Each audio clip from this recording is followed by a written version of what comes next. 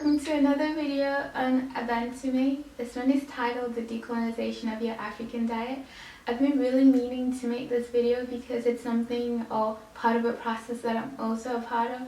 I made this video because it inspired me, just as a Black vegan, that when you realize or you make the connection between what we are taught we're supposed to eat and what we're actually supposed to be eating to thrive for the betterment of ourselves and the planet and the animals, then you kind of start to question everything anyway. At least that's what happened to me.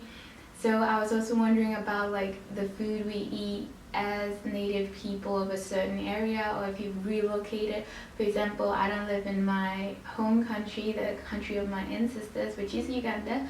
I live in Europe, and that can be hard, of course, depending on what I eat. And usually because I live here, I'll adopt a European way of eating, or more specifically a Danish way of eating. But that might not always be good for me because my genes, my ancestry, how what kind of food I grew up around, my genes grew up around, might differ from the food that I am eating in my new country. Or sometimes if people were colonized, the colonizers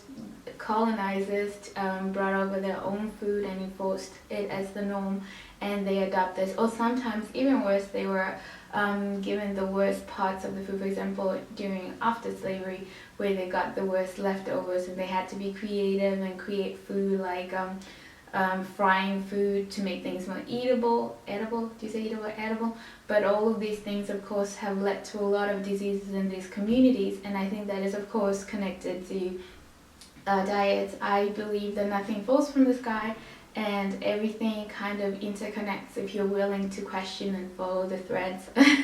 So for me, the decolonization of my diet has meant that I have to look at specifically Uganda and what we are used to eating there, and try to adapt that as a vegan as well, but just as a way of eating. For example, traditionally, we don't eat a lot of meat. This is something that, of course, increases. It's kind of the king diet. The more wealth you have, the more meat you eat. But people were used to thriving and being healthy on eating mostly starches and mostly vegetables and fruits, and then with a few bushmeat or like cows and chickens, and and fish especially has been very traditional food in Uganda. But then, of course, as a vegan, I don't eat any of that, even when I go home and visit. But I have been inspired by the plant-based part of our diet at home, which is, of course, to eat a lot of leafy greens. I love that. I put those in my smoothies, and those always make me feel good. And for example, in Uganda, we eat a lot of dodo. It's kind of not like, but it reminds me like of what we eat here, which is like spinach compared to spinach. So we eat a lot of that. We eat a lot of posho, which is like from maize meal, which we love as well. Or we make ugali. I think that's very broad. In a lot of African countries, you eat this mashed, or we eat a lot of plantain, mashed plantain, which we call matoke. Matoke. And then we eat a lot of course, millet porridge for breakfast. It's very starch solution friendly. That's why in my previous video I also mentioned that's the kind of the diet I aspire to.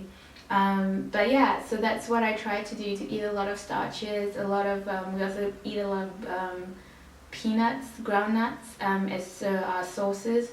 So I also incorporate that. I'm not so afraid of, that's why I don't limit my fat too low, because actually my people, we eat a lot of healthy fats, avocados, a lot of ananas, papayas, tropical fruits. So I try to mimic that in my diet as well. Anyway, I don't want to make this such a long video like my other videos. So what I want to tell you is that if you know where you come from, like to also look into that and see what is traditionally food that you eat. And if you can incorporate more of that, and also what is foreign to you. You might be lactose intolerant, you don't even know it, or like eating a lot of bread, because we don't eat a lot of bread, especially processed bread as is in most Western countries. So you might be allergic to that as well. Just like to see the connection between your diet and how you feel. Anyway, so that is this episode's video subject, whatever. I really hope that inspires you to look in your cupboards and look in your diet and see the things that are foreign and the things that are more native to you, and that you can adapt to those in the area you live in. And I hope it gives you a diet you can thrive on. Okay, I will see you in my next video. Bye. Okay, I should have some matokes and just sit with them like that, but I don't have matokes, and they're so expensive here. It's like not impossible. And fully stand by it, fully relate to